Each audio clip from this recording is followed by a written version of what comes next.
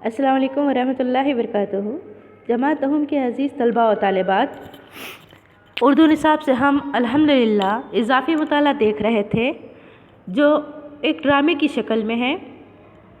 Doctor Nayyar Masood साहब का लिखा हुआ ड्रामा क़स्सा सोते जागते का, इसके हमने चंद मनासिर देख चुके हैं। इंशाल्लाह आज हम मंज़र नंबर 8 की तरफ बढ़ेंगे जो कि क़ैद खाने का मंज़र है। आप लोग अपनी निसाबी किताब के सफ़ा नंबर 113 पर आ जाइएगा। क़िस्सा सोते जागते का मंज़र नंबर 8 देखना है आज हमने इंशाल्लाह, जो कि क़ैद खाने का मंज़र है, सफ़ा नंबर 113। चलें हम देखते हैं यहाँ पर इस मंज़र के ज़रिए क्या बताने की कोशिश की गई है। आइए सफ़ा नंबर 113 पर मंज़र नंबर 8। मकाम है क़ैद खाना।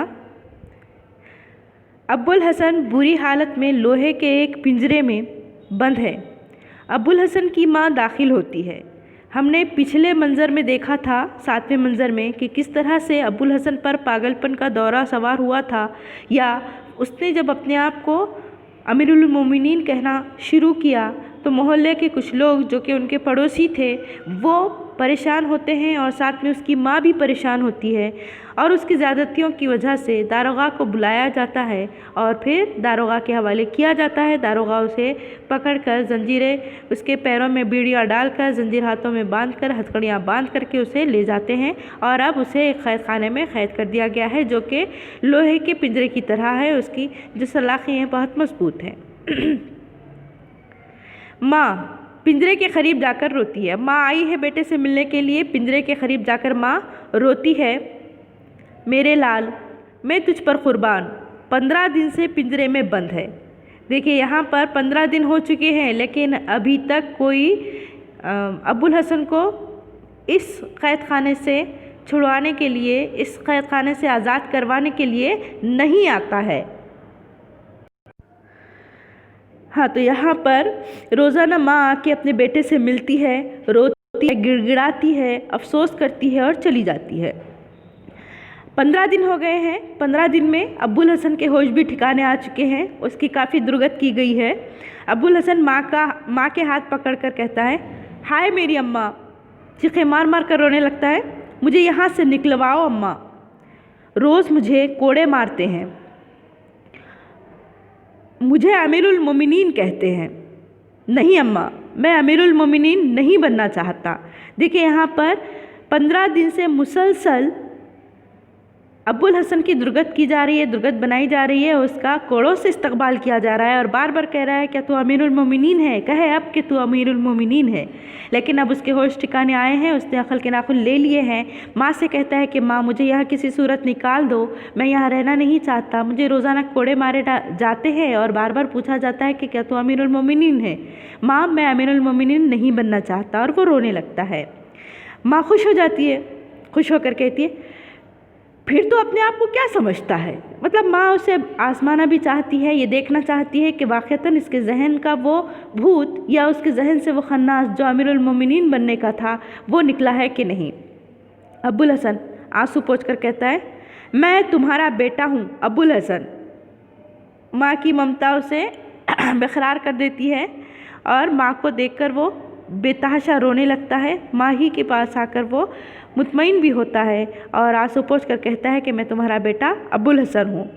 माँ, हाय तुझे पहले ये बात क्यों ना सूझी, नाहक अपनी दुर्गत बनवाई और मुझे भी हलकान किया। देखिए अब माँ एहसास करते हुए कहती है कि अरे बेटे, तूने ये बात पहले क्यों नहीं सोची कि तू अब्बुल हसन है, अमीरुल मोमिनीन नहीं। ख़ुद भी अपने आप को मुसीबत में डाला, दुर्गत बनवाई, यानी ख़ुद की परेशानी की, ख़ुद को मुसीबत में डाला और मुझे भी हलकान किया, मुझे भी परेशान किया। अब्बुल हसन अपना माथा रगड़ता है, ये जो पेशानी होती है ना उस पर वो अपना हाथ रगड़ता है और कहता है समझ में नहीं आता अम्मा, वो सब मुझे अच्छी तरह याद है। कनीज़ें थीं, ग़ुलाम थे, दरबार लगा था, क्या ये सिर्फ ख्वाब था। माँ मैं तो जानती हूँ ये सब इसी सौदागर की कारस्तानी है। वो मुआ शैतान था जिसने तुझे बहका दिया। अब माँ से जब वो कहता है कि माँ मुझे यकीन ही नहीं आता कि ये सब हुआ कैसे, حالانکہ مجھے اچھی طرح سے یاد ہے کہ میرے اطراف میں کنیزیں تھیں، بہت سا بڑا دربار لگا ہوا تھا اور بہت سارے غلام تھے، میں جو حکم دیتا اس کی تعمیل ہوتی تھی، تو کیا یہ خواب تھا؟ صرف یہ خواب تھا؟ تو ماں کہتی ہاں میں جانتی ہوں کہ یہ صرف ایک خواب تھا، اور حقیقت تو یہ ہے کہ وہ جو سوداگر تیرے ساتھ آیا تھا وہ سوداگر نہیں تھا، وہ تو دراصل ایک شیطان تھا اور اسی نے تجھے بہکایا ہے، یہ سب تماشا اسی کا لگایا ہوا ہے۔ ابوالحسن کہتا ہے ہاں ہاں ضرور یہی بات تھی، مگر اماں مجھ کو یہاں سے چھٹکارا دلاؤ، نہیں تو میں مر جاؤں گا، کیونکہ صبح شام روزانہ اسے کوڑے مارے جاتے اور بار بار ایک ہی سوال اس سے پوچھا جاتا کہ تو امیر المومنین ہے۔ تو ماں کہتی ہے ابوالحسن کی بلائیں لیتے ہوئے، اے خدا نہ کرے کیوں تجھ کو یہاں پر اتنا میں مارنے کے لیے مرنے کے لیے چھوڑ جاؤں گی، خدا نہ کرے تجھے کچھ ہو جائے۔ اور پھر اتنے میں داروغہ داخل ہو جاتا ہے۔ داروغہ بڑی بھی جاؤ بس اب کل آنا۔ ماں داروغہ صاحب میرا بیٹا ٹھیک ہو گیا ہے، بالکل ٹھیک ہو گیا ہے۔ اب وہ اپنے کو ابوالحسن کہتا ہے، خود کو اب وہ ابوالحسن کہہ رہا ہے، پوچھ کر دیکھ لیجئے۔ داروغہ ابوالحسن سے، کیوں جناب اب تو آپ کے دماغ کے کیڑے جھڑ گئے؟ وہ پوچھتے ہیں کہ تمہارا دماغ جگہ پہ آیا ہے کہ نہیں، اب تمہارے سمجھ آیا کہ نہیں کہ تم ہو کون؟ ابوالحسن جی بالکل، اور اگر جلدی ہی مجھے چھوڑا نہ گیا تو سر کے بال بھی جھڑ جائیں گے۔ نہ صرف میرے دماغ کے کیڑے جھڑے ہیں، دماغ کے کیڑے جھڑنے سے مراد دماغ میں جو فطور آ گیا تھا، دماغ میں جو غلط فہمی بیٹھ گئی تھی، وہ سب اب ختم ہو چکی ہے۔ اگر آپ مجھے جلدی سے یہاں سے آزاد نہیں کریں گے یا مجھے اس قید خانے سے نہیں چھوڑیں گے تو میرے سر کے بال بھی جھڑ جائیں گے۔ داروغہ خوب، کیا میں آپ کا نام پوچھ سکتا ہوں؟ ابوالحسن جی، خاکسار کو ابوالحسن کہتے ہیں، یعنی وہ عاجزی و انکساری سے کہتا ہے کہ ہاں مجھے ابوالحسن کہتے ہیں۔ داروغہ تعجب کے لہجے میں، بھائی واہ، اور یہ بڑی بھی جو کھڑی ہے یہ کون ہے؟ ابوالحسن کہتا ہے یہ میری والدہ محترمہ ہیں، جنہوں نے مجھے بچپن سے، ابھی وہ شاید آگے کچھ کہنا چاہتا ہے لیکن اتنے میں داروغہ بات کاٹ کر کہتا ہے کہ بس تو گویا اب آپ بالکل ٹھیک ہو، کہتے ہوئے پنجرے کا قفل کھول دیتا ہے اور ابوالحسن باہر نکل کر ماں کے گلے لگ جاتا ہے۔ ماں ابوالحسن کو تھپکتے ہوئے، خدا آپ کو سلامت رکھے داروغہ صاحب، داروغہ نے اس کے بیٹے ابوالحسن کو آزاد کر دیا قید خانے سے، اسی لیے وہ دعائیں دے رہی ہے اپنے بیٹے سے مل کر کے خدا آپ کو ہمیشہ سلامت رکھے۔ داروغہ مگر دیکھو ابوالحسن، تمہارے سر پر یہ بھوت پھر نہ سوار ہونے پائے۔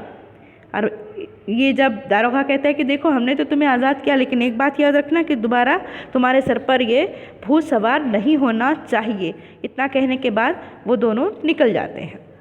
چلیے یہاں پر ہم رکتے ہیں، پھر ہم انشاءاللہ اگلے لیکچر میں حاضر ہوں گے اگلے منظر کے ساتھ۔ تب تک آپ اسی منظر کو پڑھیے گا، سمجھیے گا، سنیے گا اور کوشش کیجیے گا ہر بات کو سمجھنے کی، اس کے ہر پہلو پر غور کیجیے کہ کیا حقیقت ہے، کیا بتانے کی کوشش کی گئی ہے سماج میں، کہ ایسے مناظر پیش آتے ہیں بھی کہ نہیں، اگر آتے ہیں تو اس کا مقصد کیا ہوتا، اس کا جو ہے تو مطلب کیا ہوتا ہے یا اس کی وجہ کیا ہوتی ہے، یہ آپ نے سمجھنا ہے۔ اور کوشش کیجیے اگلے منظر کو بھی خود پڑھیے، مشکل الفاظ کو تحریر کیجیے۔ انشاءاللہ پھر ہم حاضر ہوں گے منظر نمبر 9 کے ساتھ انشاءاللہ۔ تب تک کے لیے اللہ حافظ۔